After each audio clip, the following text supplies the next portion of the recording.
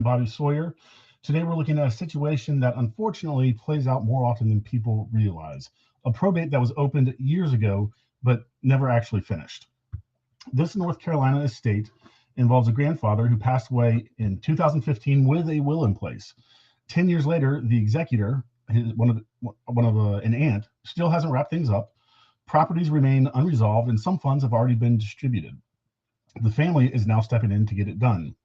We're keeping everything fully anonymized for privacy, but the facts are real and highlight important lessons about executor duties and what heirs can do when probate drags on forever. Quick disclaimer, this is for educational purposes only. This is not legal advice. I am not your lawyer and probably not even licensed in your state. Always consult with a licensed North Carolina attorney for North Carolina probate attorneys, or wherever state you are. Results may vary. All right, let's get into it. So, case background. Decedent passed away on July 4th, 2015. He left a valid will that named his daughter as the executor. Probate was opened, but was never properly completed. Fast forward more than 10 years later, and the family is still waiting. The grandson and his wife reached out to us because the estate includes 3 properties in Mecklenburg County, which is where Charlotte is, with an estimated combined value of over $600,000. Some funds have already been distributed or cashed out by the executor, but the remaining real estate assets have never really been fully administered or transferred. The family wants transparency and closure. So, again, quick timeline. Decedent passed away back in July 2015. Probate was opened 10 plus years later. It's still not complete. And right now, the family wants to wrap things up and put this behind them. So the core problem here is that North Carolina law requires executors to administer the estate promptly, and in the best interest of the beneficiaries. A 10-year delay with unresolved properties is far outside the norm. Some key concerns the family reported here: significant delay in completing the probate process or completing probate administration. The executor has already accessed and distributed some estate funds, and then multiple properties remain titled in the decedent's name with no resolution. And then finally, lack of transparency and communication with the heirs. When an executor sits on his assets for this long, it can lead to lost value, property taxes, maintenance charges, or even just the market changes. Potential breach of fiduciary duty and frustration for the rightful beneficiaries. In this case, the grandson and his wife, who reached out to our office. So here are some client questions and what we would advise. Can the executor just keep dragging this out indefinitely? North Carolina courts expect executors to move with reasonable diligence. Unreasonable delays can be grounds to compel action, or in extreme cases, seek removal and replacement of the personal representative. What can we do about the properties that are still stuck? The first step is to determine the exact status of the probate file, whether it's formally open, partially administered, or dormant.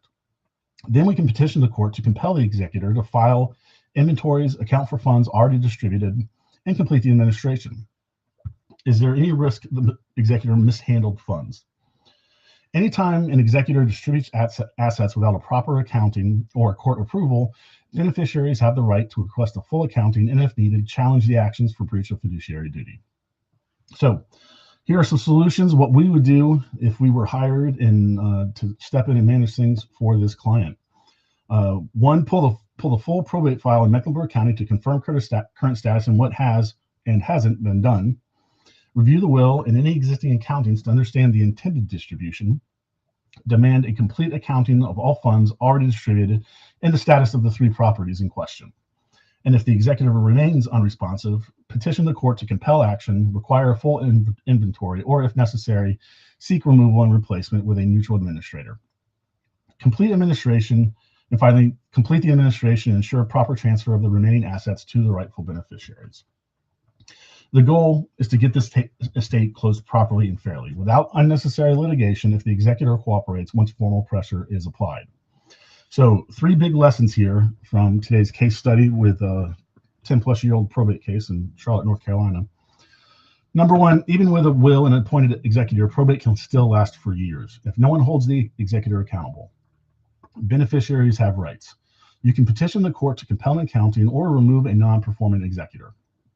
And then finally, number 3, long delays cost families money and peace of mind. Don't wait a decade to get involved. And then a pro tip for anyone dealing with probate right now, check the court file yourself. Most counties have an online access, and then you can request a formal accounting in writing and consider having an attorney review everything if something doesn't look right. So that's today's real anonymized case study on long delayed probate. These situations are exactly why we do these live streams, to help families understand their rights and get estates moving again. If you're dealing with a stalled probate or an unresponsive executor or unresolved real estate assets, drop your questions in the chat. I'll answer as many as I can, or you can reach out to us and perhaps we can give you some help. And, it's Friday afternoon, so if you're watching this not on a Friday afternoon, I feel bad for you. But next Monday, we'll be back with more probate case studies. Hit follow, subscribe, like across every platform so you don't miss out. And final reminder, this is for educational purposes only. This is not legal advice. Make sure you consult with an attorney licensed in your state for any probate estate planning questions that you may have. Thanks for joining us. This has been Bobby Sawyer, and I'll see you next time. Have a great day.